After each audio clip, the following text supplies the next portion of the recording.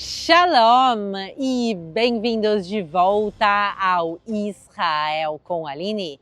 Hoje estamos em Cesareia Marítima, que era a capital do paganismo e idolatria em Israel.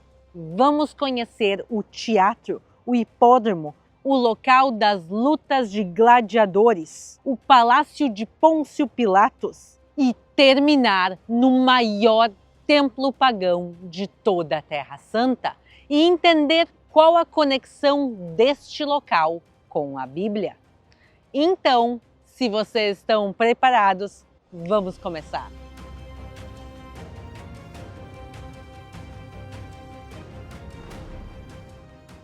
A história desse local começa há 2.400 anos, quando se funda aqui um pequeno vilarejo de pescadores. Mas a região realmente vai entrar para a história quando o rei Herodes o Grande sobe ao poder e transforma esse pequeno vilarejo em uma das maiores cidades de todo o Império Romano. Uma cidade que chegou a ter 125 mil habitantes, o que naquela época era muitíssimo. Mas Herodes não constrói esse lugar para ser simplesmente mais uma cidade na Judéia. Ele constrói Cesareia com o objetivo de ser a capital do paganismo e idolatria em toda a província. E justamente isso que nós vemos com os nossos próprios olhos nos dias de hoje. A gente mal entrou na cidade e a primeira coisa que nós vemos aqui é uma quantidade enorme de estátuas de idolatria. Quando há 2.000 anos atrás os romanos criavam estátuas, eles não criavam simplesmente para decoração, para ser bonito. Eles literalmente adoravam, idolatravam essas imagens. E por isso aqui vemos um exemplo desse pé, mas imaginem o tamanho original da estátua se o pé já é desse tamanho. Então era feita aqui uma grande idolatria, uma grande adoração a essas estátuas. E eles faziam elas com toda a dedicação e todo o capricho, tudo do bom e do melhor que eles poderiam ter. Uma das coisas que a gente pode reparar é que essas estátuas todas elas são feitas com uma pedra especial, com mármore. Mas em nenhum local de Israel há mármore. Os locais mais próximos que há mármore é na Turquia ou na Grécia. Então, literalmente, eles trazem toneladas e toneladas e toneladas de pedras de navio até aqui a região de Cesareia, para aí poder talhar elas, para transformar elas nessas estátuas. Então a gente vê que não simplesmente se faziam estátuas, mas se fazia com um objetivo muito claro e com uma dedicação e um esforço enorme.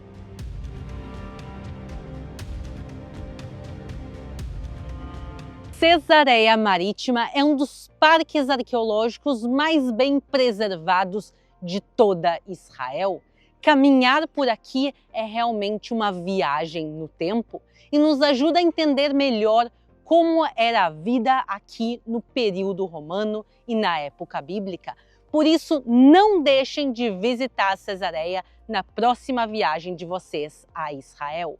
A entrada ao parque é paga, custa 39 shekel por pessoa, o que é aproximadamente 11 dólares ou 54 reais. E quando vocês estiverem fazendo os preparativos para a viagem, não esqueçam de baixar o aplicativo da Nomad, que é uma conta global, 100% digital, aceita em mais de 180 países, entre eles Israel. Vocês pagam com facilidade e o câmbio é na cotação comercial, que é o melhor do mercado. E não precisa pagar uma fortuna de IOF como nos cartões de crédito. Assim vocês conseguem economizar até 10% nas compras em Israel.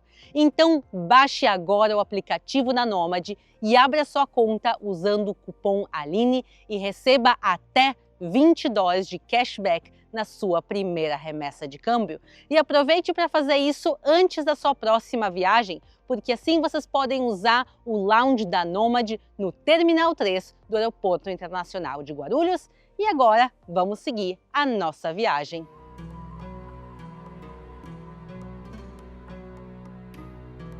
O rei Herodes constrói essa cidade gigantesca em apenas 12 anos, dos anos 22 ao 10 a.C., e coloca o nome dela de Cesareia, em homenagem ao imperador de Roma, César Augusto, e chama ela de Marítima, já que estamos ao lado do Mar Mediterrâneo, e para diferenciá-la de Cesareia Filipe, que fica no norte de Israel. E quando eu falo que isso aqui é uma cidade gigantesca, não é um exagero. Vejam agora o tamanho do local que nós vamos entrar.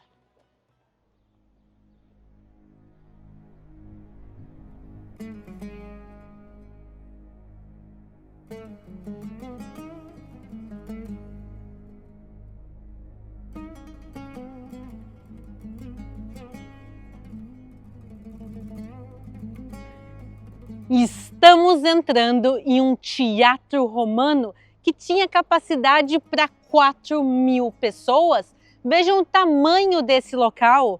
Talvez inclusive seja difícil de vocês verem onde eu estou na tela. Então aqui, olha pessoal, eu estou bem no meio, mas é realmente fascinante passear nesse local, porque esse teatro ficou tão bem preservado que com poucas restaurações feitas nos tempos modernos, ele é usado para shows até os dias de hoje. Então, se vocês vêm a Israel na época da primavera ou do verão, verifiquem a programação, porque talvez vocês vão ter a oportunidade de vir aqui assistir um show num teatro original de 2.000 anos.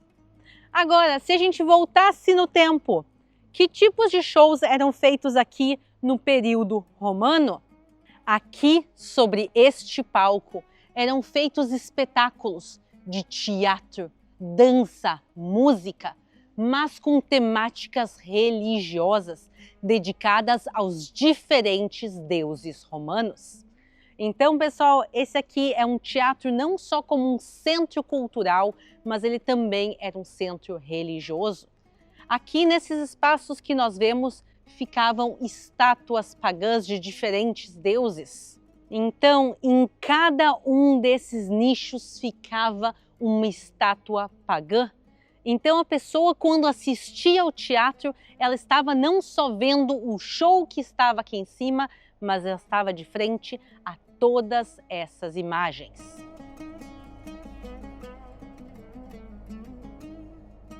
Estou agora caminhando sobre o palco onde realmente eram feitos os shows. E a construção era dessa maneira, com esse semicírculo, porque eles usavam a arquitetura para criar um eco suficientemente forte para que todas as 4.000 pessoas pudessem ouvir os artistas, já que não existia nem microfones, nem sistemas de som.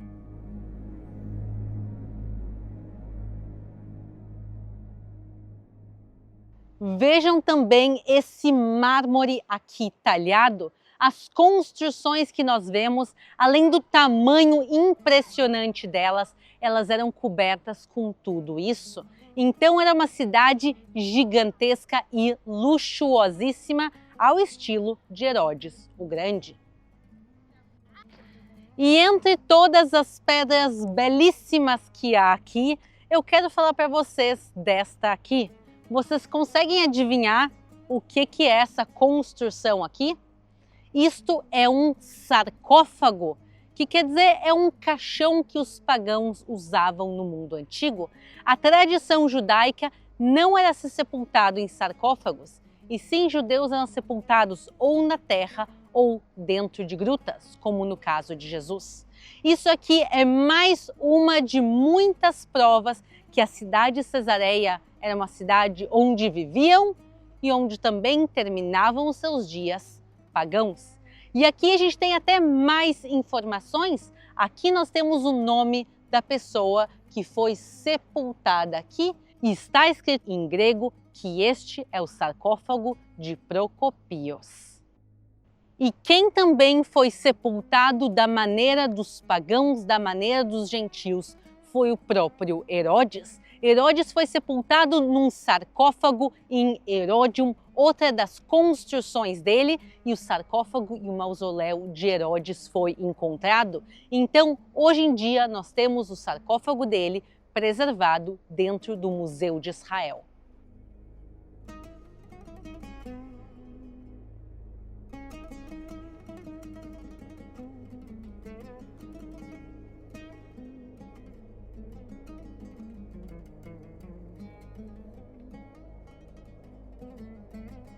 Estamos agora entrando em um grande palácio construído por quem?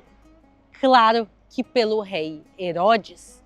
Herodes ele reinava desde Jerusalém, que era a capital, mas ele constrói aqui um palácio lindo e luxuosíssimo para ser a casa de veraneio dele, a casa de férias do rei Herodes.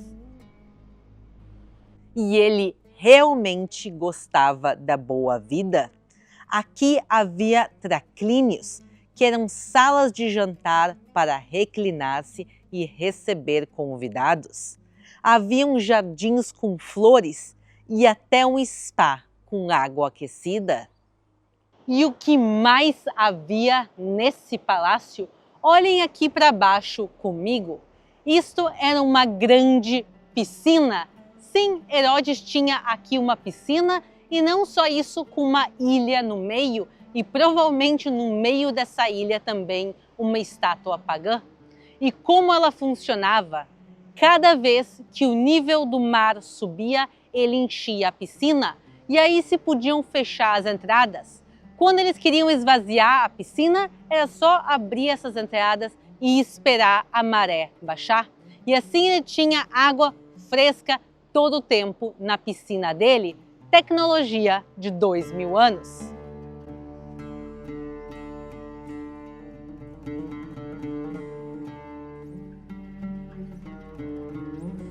Alguns anos depois de Herodes, os romanos decidem passar o controle da Judéia a governadores romanos pagãos. E já que Jerusalém era uma cidade judaica, eles passam oficialmente a capital para Cesareia Marítima, já que os romanos preferiam viver aqui nesta cidade pagã. E Cesareia funcionou como a capital por 650 anos. E por isso, Pôncio Pilatos, quando ele se transforma no governador da Judéia no ano de 26 depois de Cristo, ele também vai usar este palácio como sua residência governamental, a residência oficial. O mesmo Pôncio Pilatos que condenou Jesus à morte por crucificação viveu exatamente aqui. E vejam a pedra que também foi encontrada aqui ao lado. Esta pedra foi encontrada em escavações arqueológicas em 1961 e está escrito o seguinte: Tiberium Pôncio Pilatus Prefectus Iudea é, que significa que o Tibério foi dedicado por Pôncio Pilatos, o governador da Judéia. Isso é importantíssimo, porque esta, por enquanto, é a única prova arqueológica que temos da existência de Pôncio Pilatos, e ainda mais ele como governador da Judéia na época de Tibério. E por isso, o que nós sabemos da Bíblia e dos textos antigos da existência de Pôncio Pilatos se comprova aqui também através da arqueologia. Desde o primeiro momento que os romanos conquistam a região e anexam a província judeia, eles tentam introduzir aqui a sua cultura e religião pagãs. Isso através dos teatros, das casas de banho, dos hipódromos, dos templos pagãos, mas também nas pequenas coisas, como, por exemplo, nas latrinas. E para uma latrina nós vamos agora.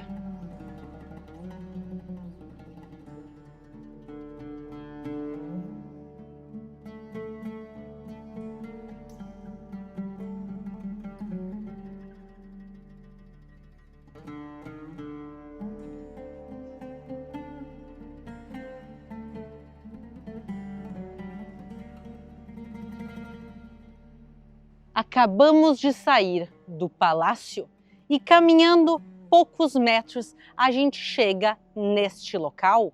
Vejam isto aqui. Isso é uma latrina, um banheiro público romano. E como ele funcionava? Como as pessoas usavam naquela época? As pessoas subiam aqui e se sentavam entre duas pedras. E se fazia aqui tudo que a pessoa tinha vontade, se bem que vocês me entendem aqui, se fazia e passava água por baixo e a água levava tudo que foi feito embora. Agora, por que essa latrina é tão diferente da cultura local da época, do que a Bíblia ensina? Vocês podem ver que de um lado e do outro e para frente não há nenhuma espécie de divisão. Esse banheiro era misto entre homens e mulheres e ficava num caminho principal. Então a pessoa, enquanto ela estava aqui exposta, fazendo suas necessidades, a população passava por aqui. Não havia nenhum pudor, diferente da Bíblia que fala que a gente tem que tratar o nosso corpo com modéstia. E depois que as pessoas faziam aqui tudo o que elas queriam, elas podiam entrar no grande hipódromo. Neste local eram feitas corridas de bigas, de carruagens, e isso era um esporte romano também sangrento. Quando essas carruagens passavam aqui em alta velocidade, haviam aqui acidentes e por isso parte dos competidores e dos animais faleciam. Isso era uma parte dessa sede de sangue que os romanos tinham, porque além das corridas do hipódromo, aqui eram feitas uma vez a cada 5 anos jogos de gladiadores. Pessoas lutavam aqui literalmente até a morte, entre elas e com animais selvagens. Realmente encontra aos ensinamentos da Bíblia que fala da importância da vida humana. A maior parte dos judeus naquela época eram contra o que acontecia aqui em Cesareia. Os jogos sangrentos, as corridas de biga, as imagens dentro do teatro, as temáticas dos shows. Mas sem dúvida nenhuma, a maior afronta ao povo de Israel foi quando os romanos tentavam introduzir a idolatria e o paganismo a Jerusalém, como podemos ler nos relatos do historiador Flávio Josefo, que viveu no 1º século. Pilatos, governador da Judéia, enviou dos quartéis de inverno de Cesareia a Jerusalém tropas que traziam em seus estandartes a imagem do imperador, o que é tão contrário às nossas leis que nenhum outro governador antes dele o fizera. As tropas entraram de noite e por isso apenas no dia seguinte é que se percebeu. Imediatamente os judeus foram em grande número procurar Pilatos em Cesareia e durante vários dias rogaram-lhe que removesse aqueles estandartes. Ele negou o pedido, dizendo que não o poderia fazer sem ofender o imperador. Mas como eles continuavam a insistir, ordenou aos seus soldados no 7º dia que secretamente se conservassem em armas. E subiu em seguida ao tribunal que mandara erguer de propósito no local dos exercícios públicos, porque era o lugar mais apropriado para escondê-los. Os judeus, porém, insistiram no pedido. Então ele deu sinal aos soldados, que os envolveram imediatamente por todos os lados e ameaçou mandar matá-los se continuassem a insistir e não voltassem cada qual para sua casa. A essas palavras, eles lançaram-se todos por terra e apresentaram-lhe a garganta descoberta, para mostrar que a observância de suas leis lhes era muito mais cara que a própria vida. Aquela constância e zelo tão ardentes pela religião causou tanto assombro a Pilatos que ele ordenou que se levassem os estandartes de Jerusalém para Cesareia. Mas aqui a gente vê um claro atrito entre a idolatria romana e o monoteísmo do povo de Israel. Mas mesmo sobre os fortes protestos da comunidade judaica, Herodes e os romanos criam aqui na região templos pagãos. E o mais importante nós vamos ver agora.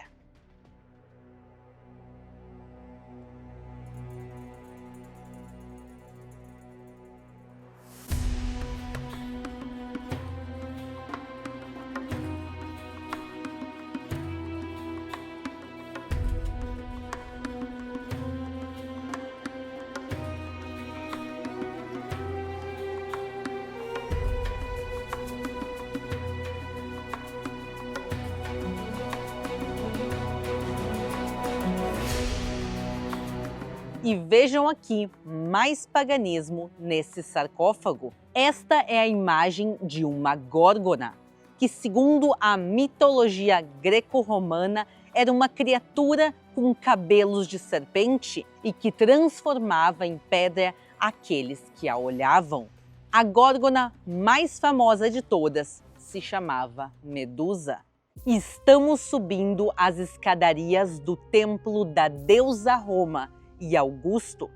Essas escadarias foram refeitas sobre as originais, que podem ser vistas até os dias de hoje pela lateral.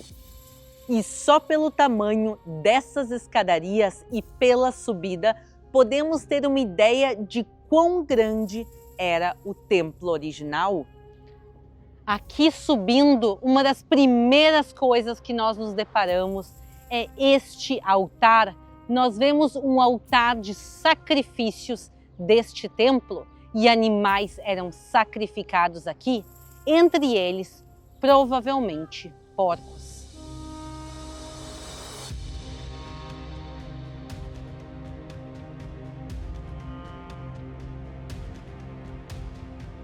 O templo que ficava aqui tinha 30 metros de largura e 45 de profundidade, e ele era feito de pedras talhadas e trabalhadas. A gente pode ver aqui uma parte original dele. E na frente do templo haviam duas estátuas colossais, a maior delas do imperador Augusto. Então aqueles barcos que vinham de longe do mar, quando olhavam para Cesareia, a primeira coisa que eles viam era o imperador de Roma. E ao lado dele se encontrava uma estátua que os escritos antigos falam que era belíssima, e essa estátua era da deusa Roma. O templo que ficava neste local era um de muitos exemplos de como os romanos não aceitavam o monoteísmo do povo de Israel e não gostavam como os judeus não participavam do culto imperial e do culto às imagens, por exemplo, de Roma e de Augusto.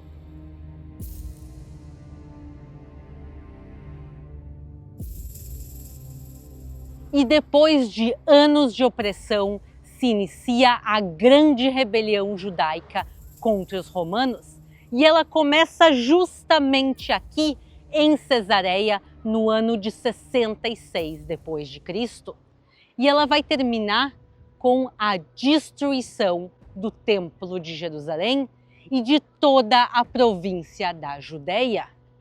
E para celebrar a sua vitória, os romanos fazem no ano de 70, aqui em Cesareia, jogos celebratórios da destruição de Jerusalém em homenagem a Tito. E 2.500 judeus são mortos em jogos de gladiadores no hipódromo que nós vimos antes. Nos anos seguintes, a maior parte do povo de Israel foi expulsa, escravizada ou morta.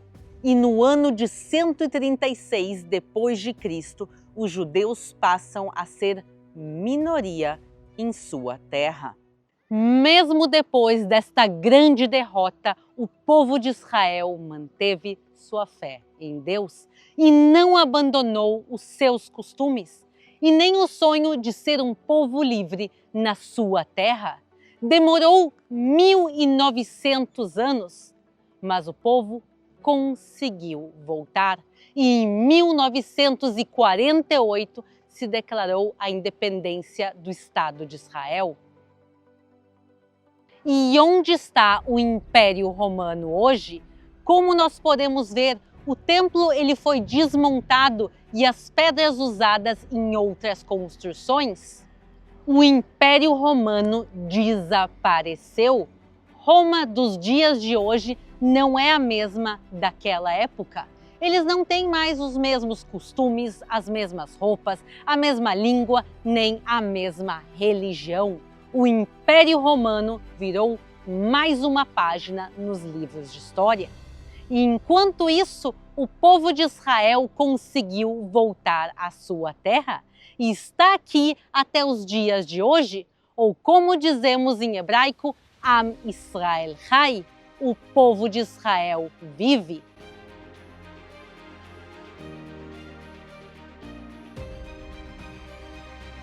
Hoje falamos muito de Cesareia pagã e romana, mas além disso, muitas histórias bíblicas aconteceram neste local. Cesareia é um local importantíssimo para o início do cristianismo. Uma prova arqueológica disso é esta igreja que está aqui atrás de nós. E por isso eu convido vocês a se juntarem a nós no domingo que vem para conhecermos toda a história bíblica desta cidade tão bonita e com tantos segredos. Um grande beijo e nos vemos domingo que vem.